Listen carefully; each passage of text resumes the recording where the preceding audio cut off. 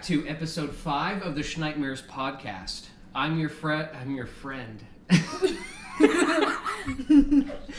Fred. You are. I'm your Fred. You are. Okay, sorry. One more time. Yeah. Welcome back to the Schneitmares podcast, episode 5. I'm your host, Frederick John Schneider IV. And I'm Sabrina Schneider. Tonight our guest is Ace Lovelace. He's going to tell us a little bit about what it's like to be both African American and gay in 2020. It's going to be a wild ride. It's going to be a fun time. It's going to be informative. So sit back, relax, and join us for the next hour. There we go. Okay. Awesome. How we doing? I'm doing fine. How are you doing? Doing great. Pretty It's good. great to talk to you. I don't know. I thought there were 3 people in here. But it's your other video. I was like, who's this third person? And Yeah. I was like, oh. Well, when you joined, it was Josiah, and I was like, who's joining? I don't know who's joining. Is that like your roommate or friend or something? Or? Oh, yeah, that's my roommate. Great. I'm not sure if we've met before. Right, yeah. I'm Sabrina, Frederick's wife. Hi, Sabrina. Yeah. So nice to meet you. It's nice to meet you too. Yeah. So first of all, are you going by Evan or what? Because I've seen you change names. I'm going by Ace. Going by Ace. Okay, yes. cool. Fantastic. No, I need to change my. I mean, I don't really need to, but. Yeah. Do you want to go into what prompted you to start going by Ace? I'd be interested to know if you're willing to share. Yes. Well, so I went through kind of a super traumatic experience a few years ago, about 8 years ago, and my older brother of 2 years, he passed away from cancer. And I was just having a really hard time just kind of understanding what my identity was while losing something that I had never lived a day without, which was my brother, who was only 2 years older than myself. But something that was like one of my favorite things growing up was that I loved that in the order of age, Adam, Chase, and Evan, those are my siblings' names, spells Ace, the first letters of the names. And so Ace that way. Also, as an entrepreneur, Ace caught on a lot easier than Evan did. Yes, it was catching on there just a lot easier. And with my gender identity, I felt like it was something that kind of needed to happen for me. I find Ace to not, I don't know, it doesn't really carry a gender name for me. I am Demi Boy. That's the gender that I identify as. Got it. So there's just like a bunch of reasons why I started to go by Ace. And yeah, I mean that's about it. Yeah, that's all awesome. I mean, the thing about your brothers, that's beautiful. That's really, really a beautiful tribute, I guess, in a way. Thank you. And have what pronouns are you using as well?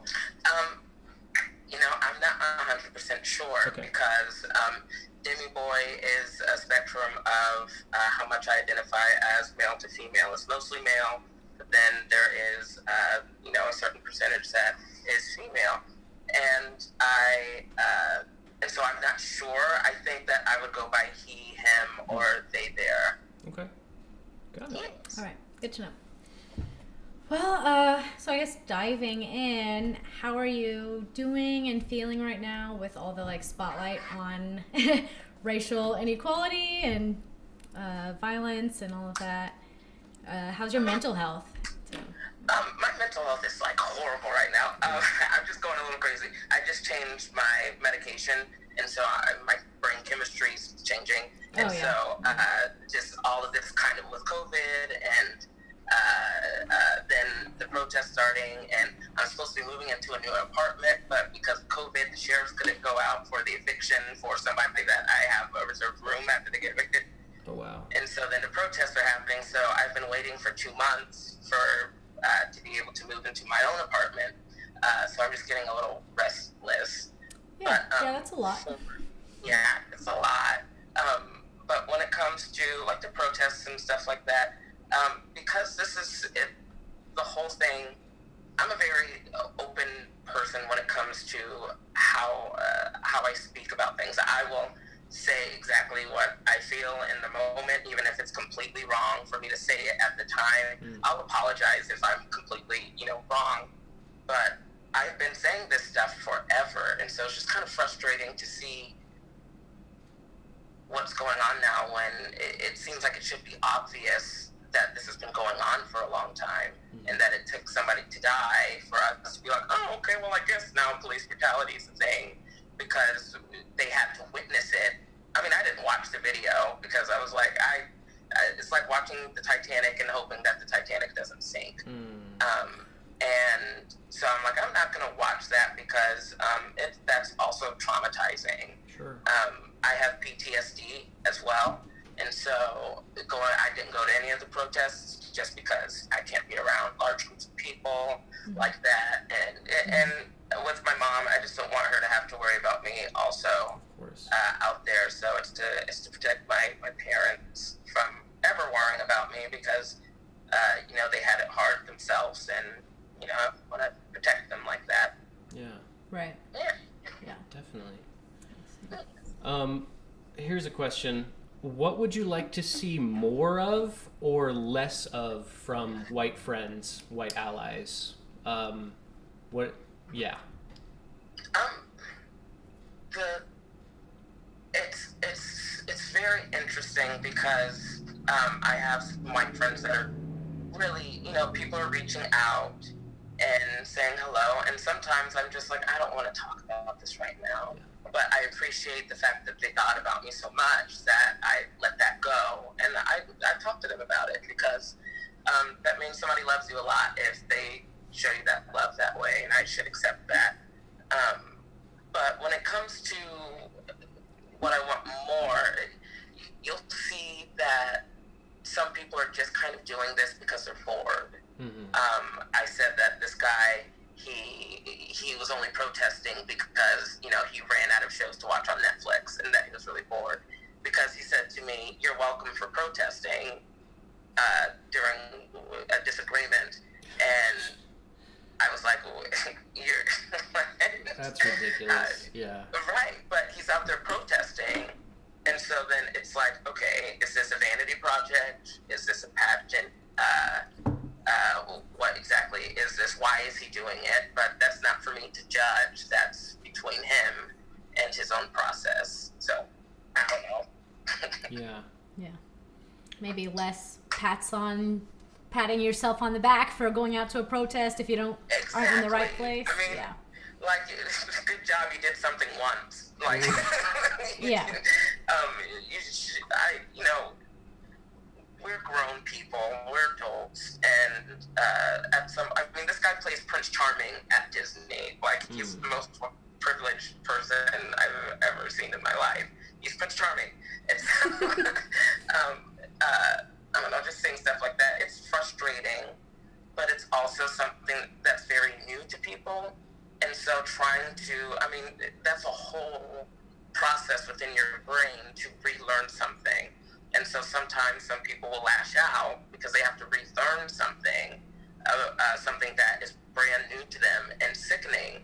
And so they're like, I'm doing the right thing. You should be supporting me as well. But I'm sitting here like, I don't care what you do. You're not doing me a favor. So you go live your life, but stop with your stupid stuff on my Facebook page, And what would you like? What concrete changes would you like to see out of the whole movement and the protests? Like, what are you hoping for? Well, I'm hoping for for more people to gather and to figure out better strategy. Because just going out to go protest, like, what are you protesting? What is it exactly that you want to have happen? And it's deeper than just police brutality. It's the systemic racism that is the problem, because it is happening around all of us, and even some of us are affected by it, and we don't see it either. Like, growing up being a black kid in a predominantly white neighborhood, I didn't notice when racism was happening to me until I started to get older, and I was like, oh, that's why I'm getting treated differently. And so I want to see the smart minds that are within the community of people that can understand that there is an underlying problem of racism within our country, and get those smart people together to be like, okay, what is important? Local government is important, and we always forget about that because we're always thinking about the president and who's in office, because that's all we see on the news. But local politics are the most important thing in the states, because each state has so many their own ordinances and laws and things like that. And so if you're going to your legislators and you're saying, hey, if you're not doing anything, we're going to vote you out.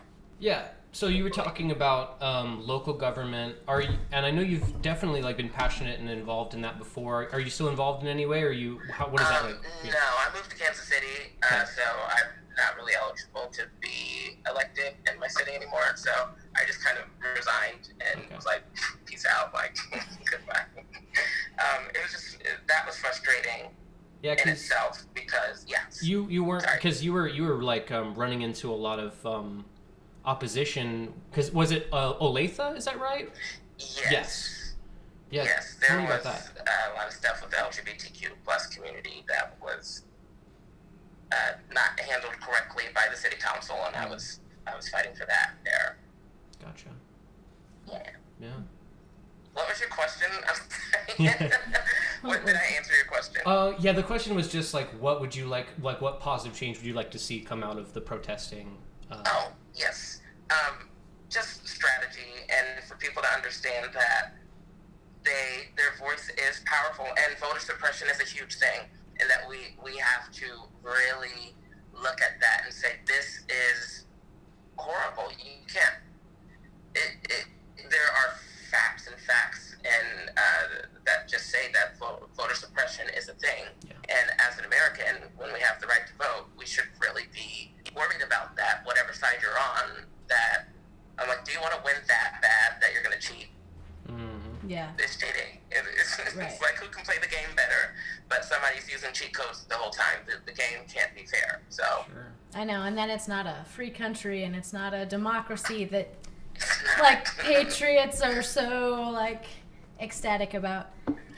My sister's a nurse at a hospital in a more black area, and she saw firsthand voter suppression, because she had patients who were all concerned, how are we going to vote, and they were supposed to have voter representatives come to all the hospitals so that patients could vote, and no one came to her hospital for the patients to vote.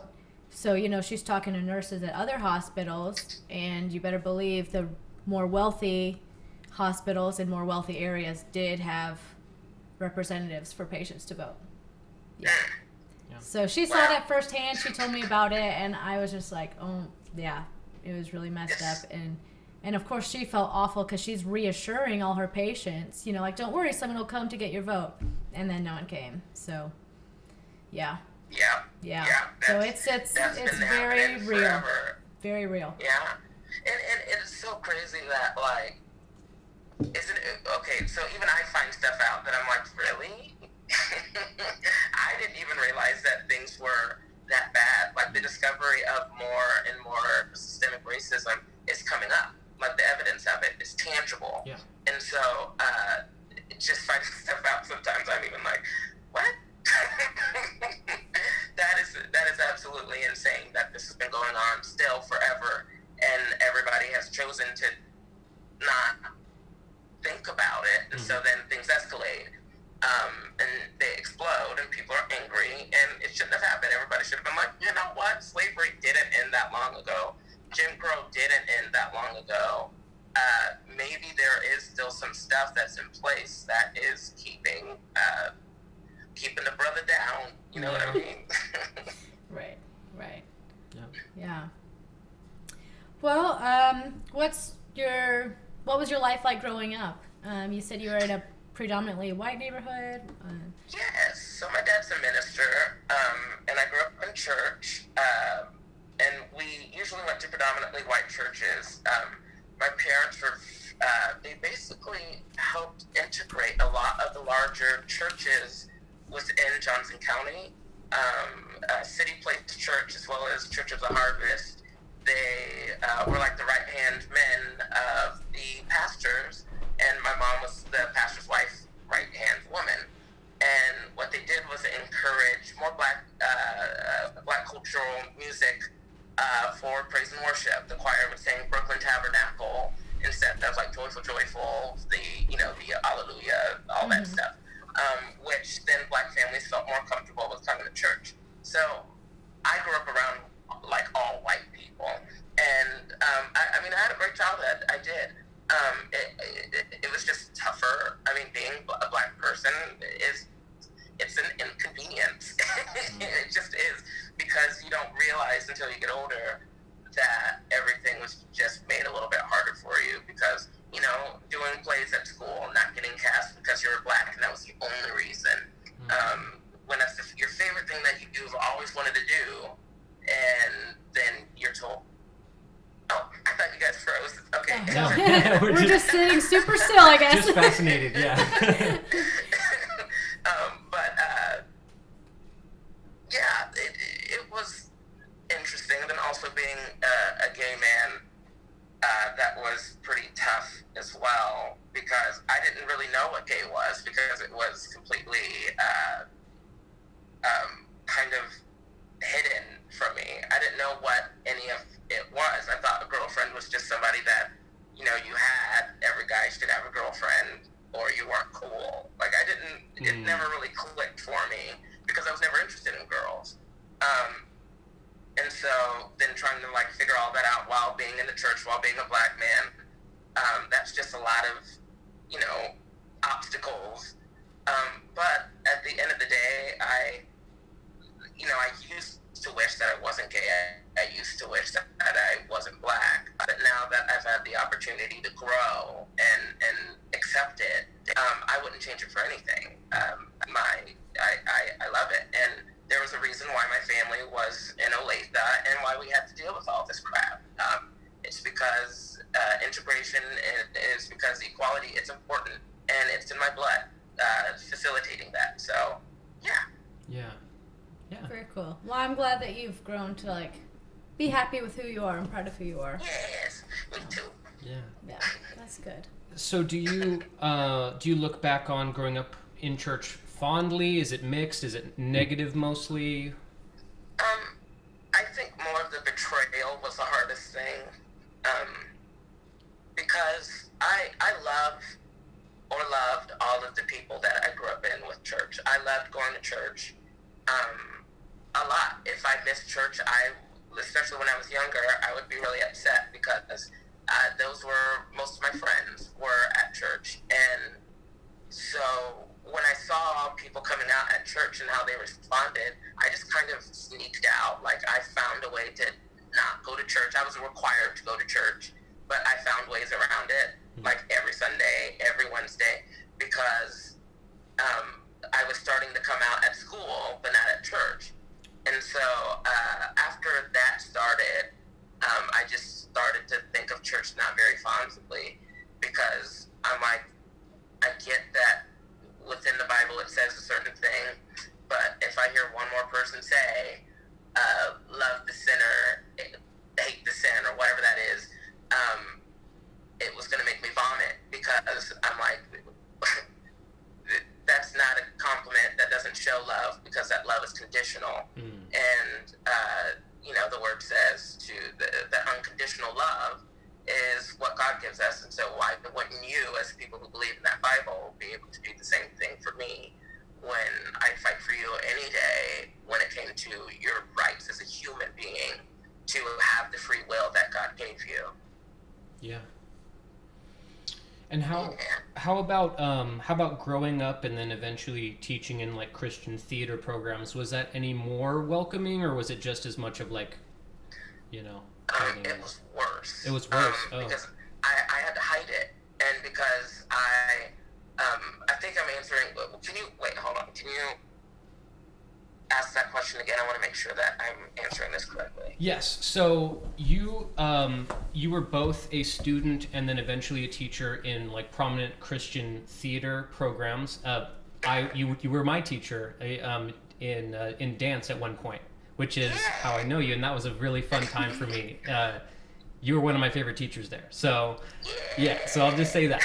And so. Yes, so was that a more welcoming environment for you, or what? Yeah, it was harder because when I kind of stopped hanging out with my church friends, I was hanging out with my theater friends at those prominent Christian theater places, and some people were totally cool with it. But then I'd have to mask it with... I can't even really explain it to you. I had to mask it. I couldn't be myself there. I had some parents come and like talk to me and say horrible things that you would never say to a teenager, that like parents were talking about it, and just like being a young person being like, why are you telling me that people are talking bad about me? Now all the adults that I love, this is when I was a student, so when all the adults that I love, I hear they're talking about me, that of course doesn't make me feel good. I'm 16, 17 years old. And then as a teacher, I didn't know, nobody ever said exactly that I couldn't work there if I were gay, but I knew that it would be a problem if I were open about it. So I just didn't say anything about it. And for a while, like my sexuality, it was pretty fluid for a little bit, but then it kind of solidified as I got older, and but I couldn't be myself as a teacher. It was just stressful to have to pretend like I was somebody completely different than actually being able to live my life the way that I wanted to, and that causes a lot of like psychological issues because you're spending so long not being yourself.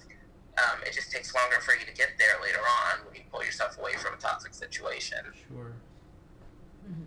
Yeah. Yeah, that's got to be really draining. Yeah, it was. But I wouldn't take those days back either. I loved my students dearly, so dearly. I loved the friends that I got from there, but at the end of the day, like some of the friends that I've had when I was a student at 10 years old, I'm still really good friends with now. So I wish that those experiences would have been easier, but I mean, that's literally with everything as being gay or black in the Christian community. It's just, things are harder, and you just work through it, and it makes you a stronger person. So Do you have a favorite like role or show that you worked on during that time? My favorite show that I ever did there was Seven Brides, because we had all the dancers. It was the first time that I got to like have all the dancers that I wanted, and there was, I don't remember how many boys and girls that we had dancing. There's like 26 high schoolers dancing on stage. It was awesome. And I think it's probably the best show that I've choreographed to this day, and that was like 22. But then, as a student, I played, my first lead was playing the genie in Aladdin Jr., and that was so much fun, because, I got to be blue the whole time, and I thought that it was cool. Like, I loved being a leader with all the younger people, and I don't know, I gained a lot of confidence during that because my color didn't matter because I was blue.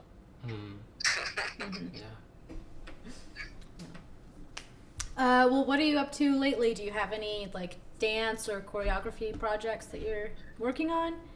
Yes, I am working on one number for, it's making a video for this group called Casey Strips, and all of the proceeds go to AIDS Walk Kansas City. I'm choreographing for one of the queens in Kansas City for a big competition. I can't really announce it yet, but it's a huge competition. I get to choreograph for it, which is fun because I haven't been able to choreograph recently for the past semester, doing that stuff. So I've been in school for entrepreneurship at the Block School of Management's Rainier Institute of Innovation and Entrepreneurship. That's so many words, but it was called eScholars, and it's about it's an incubator, it's an accelerator for businesses so that we can learn how to do it. And I'm currently making 2 apps. I'm making an app creating business, and I'm already working on 2 apps for it. So, Wow, Nice. that's awesome. Yeah, I want to ask you about that app in a minute. Are you like talking about it? I saw you posted some on Facebook. Yes, I can talk about one, but not the other, Okay. like to an extent. I have to be careful about that. Gotcha. Yes. Yeah. Because Yeah. one's So pretty easy, and the other one's more specific, and so I just I don't want to got it. Yeah, no dumb problem. and like tell everybody what it is. So, and how long have you been doing drag? How long has that been? Before COVID started, it was about 6 months, 5 or 6 months. Okay. I had just started it. I'm still an amateur queen. I do open shows, but I love it. I'm getting better at it, which, I mean, it's just a lot of practice. It's frustrating because I usually pick things up faster, but doing the makeup, I hate doing makeup, but it's something that I have to practice if I want to succeed in this. So, yeah. Yeah. Yeah. Tell me more. What what attracted you to it, and what do you love about it?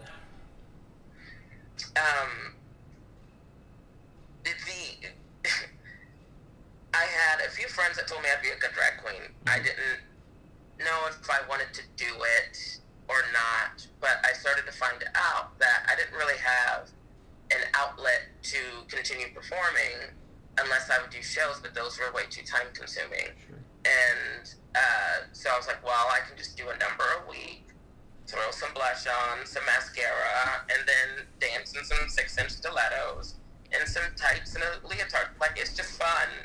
And there's a rush because you're at a bar and everybody's drunk and throwing money at you. Like, that's awesome. Doesn't sound too bad. Yeah. Yeah, all right. That's cool. Yes. What kind of, like, how do you pick, like, songs to dance to? What kind of songs do you dance to? Like, if I listen to a song and I just start bumping, like, it's got to be something that's, like, just upbeat and fun. But I don't listen to, like, R&B that often, or rap, or pop music that often. So it's usually musical theater or 80s music, because I love 80s music, like Paula Abdul, I Need a Hero, and then I do some musical theater pieces, like I do one dramatic piece, and then I do some Fosse. Like, I do things that nobody else does, because my training's just different. I've got training in certain areas, and so I just, play to my strengths while I practice how to fix this mug up to look like a lady.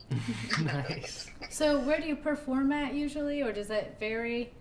I don't really know. Like, It's usually so there is Missy B's. That's where I usually perform at their open show, and then sometimes there's a thing called Wrestle Your Friends, and it's kind of like this underground, like, it's a wrestling thing.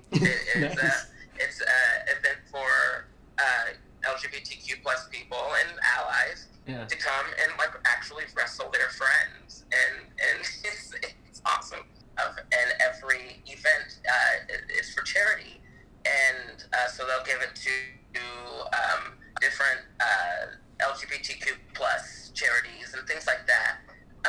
And, like, people come in and they actually, like, wrestle their friends. There are certain rules and things, of course, set in place, but they also have, like, peer mentorship, peer mediation. So if you are angry with a friend, they'll, like, come talk it out, and then, like, wrestle, have some fun, and get that energy out. Like, it's really cool. that sounds super cool. That's really unique. So I've never heard of anything like that. That's really cool. Yeah. And some of them are, like, really good because they know how to actually do some, like, wrestling moves, not like wrestling like school wrestling, like stage combat type of wrestling. Yeah. And so they will be able to just play off each other, and it looks real. Like, okay. She just got slammed on the ground so hard, but she knows how to fall correctly, and so it's really cool. It's a fun event. Yeah. Nice. Yeah. How do you? This is kind of getting back to what we were talking about earlier. But how do you feel the response from LGBT community has been on the Black Lives Matter issues that we're facing right now? They're trying. They're trying. Yes, because black, gay, and trans people are always last on the list for everything. And so it's like a slow startup. Like, there's some people that are like gung-ho, like, yes, absolutely Black Lives Matter, but there have been a not surprising amount of people who are just kind of tiptoeing or not saying anything or just like staying out of it.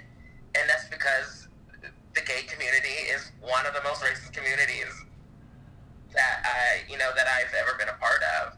And so it's a slow start, but there are some people that are organizing, and actually the person who does Rescue Your Friends, she started putting out events, and she started to organize and get the info about bailing people out and all of that stuff. She started to spread that information, and so I don't know. It's there's some people that have been wonderful about it, and some people, including like actual professional establishments like clubs, who haven't said a word about it. And it's the places that Black people are never comfortable being. So it's like, well, I'm not surprised by this. So you'll continue not to get our service. Hopefully more people will follow suit. Yeah. So what you said about the gay community being one of the most racist communities, like, what does that look like? Just, do you have any examples that you could share? Well, the idea that because coming out was hard for people, and there's a lot of issues with that growing up, and how traumatic that can be, and how upsetting that can be to somebody's understanding of who they are. But to think that being gay is harder than being Black, it's stupid, because it's two completely separate things. It's not, one is not different than the other. Just because Black people were slaves, I don't think people understand like how bad Black people were treated. It was so bad. We were literally cattle. They bred us. Like, doing my DNA thing, I found out that I was from the Ivory Coast. That was a breeding ground for slaves, which is nuts to think about. That like somewhere in my lineage, there were people that they put together simply so that they can breed stronger slaves. Like, that's insane. And so thinking about, where was I going with this? I don't know. That's not the same thing within the gay community. Like, what does change look like moving forward in LGBT community to be more inclusive and less racist? Just realizing that it is harder for us to literally go anywhere, and so like security follows us more in the club than it does them. Gay spaces aren't safe spaces for gay people, because if somebody like a white gay can literally walk up to any Black person in the club and say whatever they want, if a Black person says anything back at all, the security's like, they're checking the scene, but they always will go to the Black person as being the problem, no matter what. Like, that'll usually, the 9 out of 10 times that would be the problem. But white people don't see it because they're with their group of all white friends, and they're just having the time of their life drinking their vodka Sprites. So. Yeah. And I apologize. I should know more. I need to study this. I need to know more. But the Stonewall riots, like, it was started by Marsha P. Johnson? Is that her name? Is that right? Yes, and I can't remember the other person's name. It was femme, Black, and Latino people. Yeah. Latino people, and they started everything, like, because they were the most vulnerable. Yeah. Because most of them were kicked out of their houses. They didn't have anything else to lose at this point, and so they're just like, no, we're not playing this game with you anymore. Yes, we're gonna riot. Yes, we're gonna break this stuff down and something about it. Yes, I'm angry, and yes, you're going to have somebody up in your face reading you for your life, because how dare you think of yourself so highly that you can just treat us that way. Like, I don't get it. I don't get it at all. Yeah. Yeah. Yeah, I need to learn more about the Stonewall riots, too. Me too. I mean, shoot, there's a lot in history that they didn't teach us, you know? Yeah. So. Well, yeah, I mean, we need to learn, I mean, us specifically and as a nation need to learn more Black history and more gay history. Because I know some Black history, and a lot of it's probably twisted by, like, the presentation, obviously, that we grew up learning. But, yeah, I watched Milk. Like, I know a little, like, here and there I know a little bit. But there's so much more that I need to learn, and I totally admit that. And I'd love to explore, like, like, more of, like, curriculum in schools being taught. Because I think it's really important. Yeah. Sorry. Oh, we were just saying, like, yeah, they need to teach more in schools with the curriculum. Mm-hmm. The history is so whitewashed, and like, really, I don't think they touch on, like, LGBT matters at all. Like, no, not at all. They would never get into that because that subculture is a party culture to most people. They think that we're just being gay to have fun and to offend people, and that's because you're right, we're never challenged on that, and we're never taught that in schools. And I mean, Black history should be taught throughout the whole year, and not through just February, the worst month of the year, the coldest, the strangest month. February is horrible. February is the Tuesday of.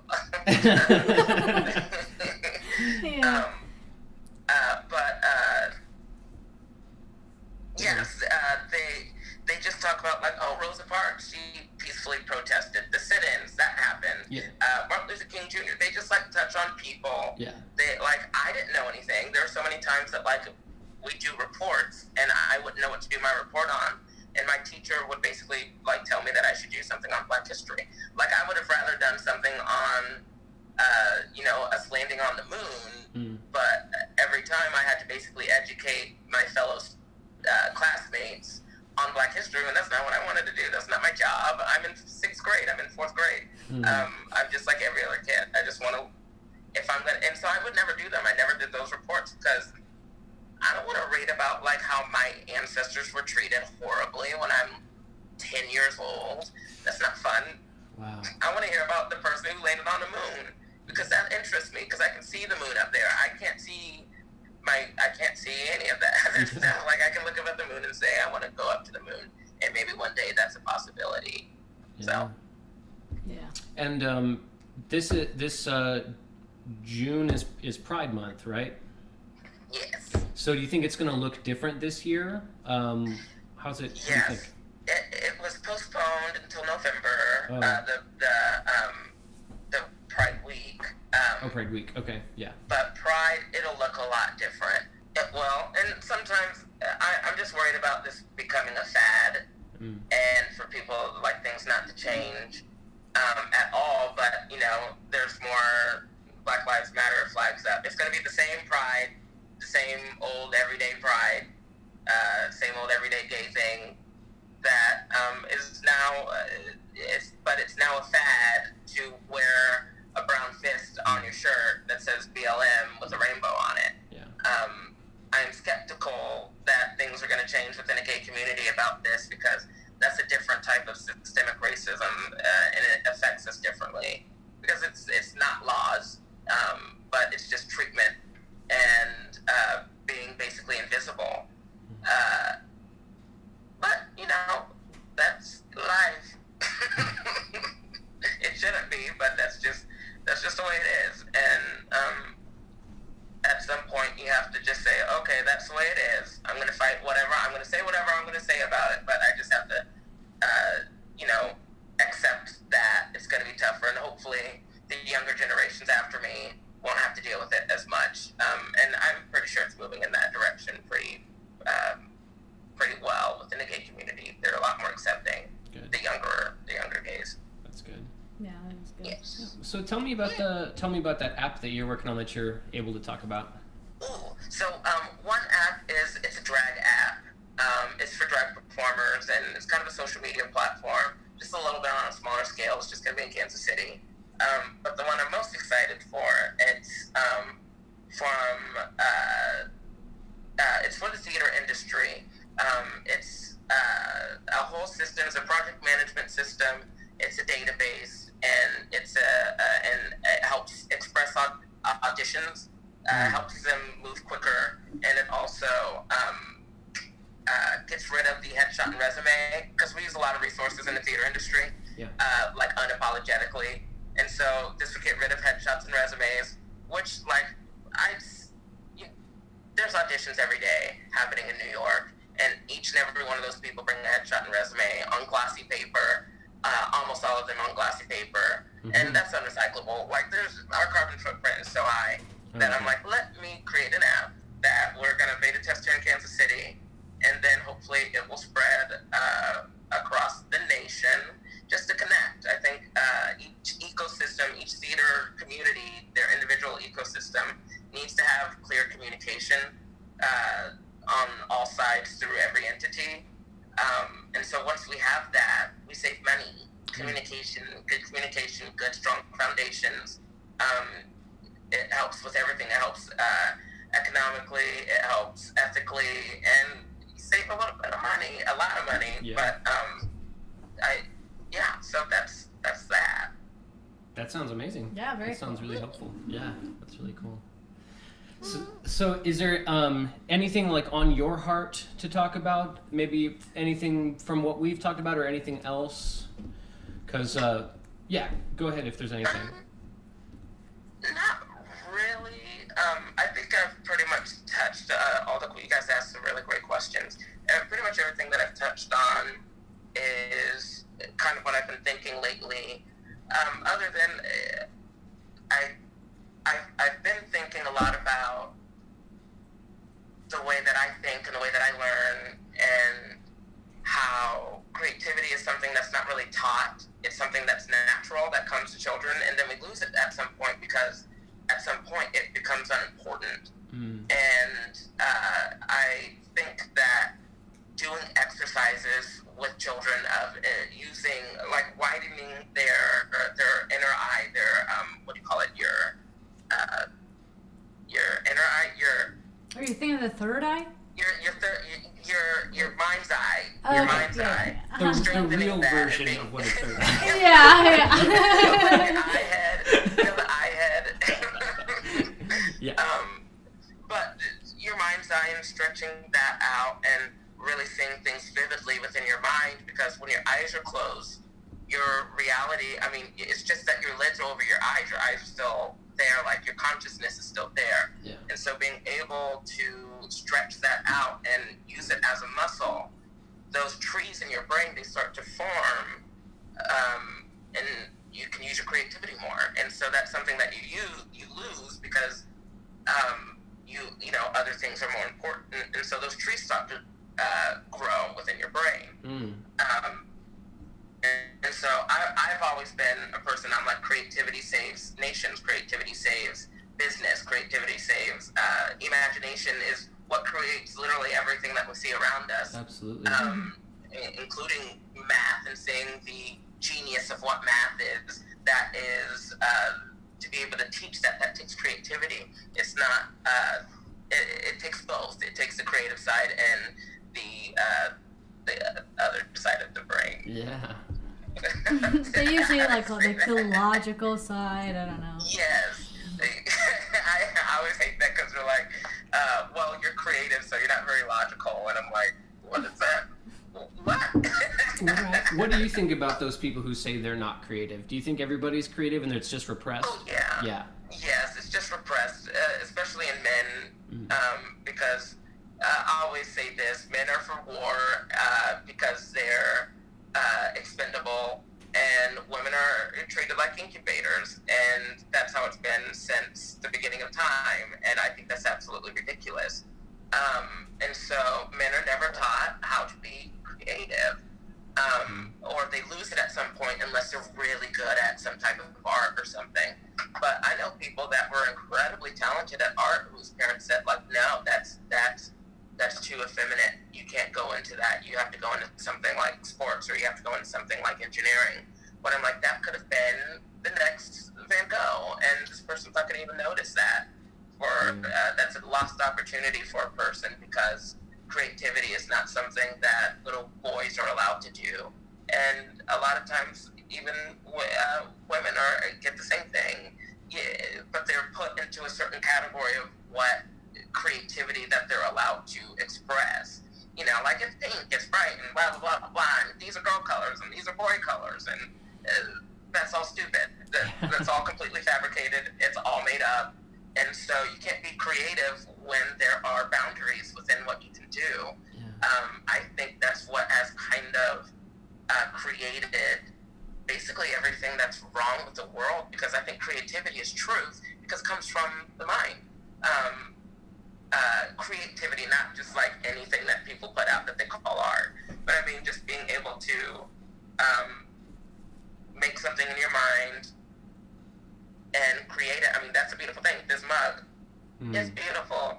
This tea thing right here, that tea bag right there, somebody blended that. Somebody put that blend together, and it's delicious. You know, that was all creative and necessary, I think. Yeah, that's so true. 100%. Yes, I think that's it. Oh, also, talking about your mental health is important. Absolutely. Everybody, it is so important. I do not care. I have bipolar disorder. I have PTSD. And I don't care that people know it. I want people to be okay with talking about, like, I'm having a bad day. Sure. I am in my manic state. Like, I need to chill out for a little bit, because my mania is I need you to help me. I need you to look out for me. Because it's like, don't talk about your mental health, or don't talk about your meds. And I'm like, no, I need to talk about it. Because if I don't, nobody will. And that's how I feel. I'm like, these people need to be okay with talking about it. And of course you don't. Yes, sorry. Oh, I was just saying, yeah, I definitely agree. Like, I mean, their mental health issues are so prevalent. Like, when people do start talking about it, you're like, oh yeah, that's literally everybody. So it's like, why shouldn't we talk about it? You know? Yeah. It's crazy. It's manners. It's just old people mind your own business. Yeah. Type of stuff. But I'm just like, no. It should be everybody's business, because our mental health, our individual mental health, affects the mental health of the people around us. And so we should be able to talk about it, because then more healthy communication can happen. Yeah, absolutely. And yeah, more healing can happen. Yes, more healing. Most people that are struggling with an addiction of something, a lot of time it has to do with something within their mental health, or something within their DNA. Yep. Then we demonize them as being something, and it's addiction is a mental health disorder in Europe. They treat it like a mental health disorder, not like you're a bad person. You are addicted to the substance that's like readily available. Your next door neighbor probably does it, and you don't even know it. But I mean, that's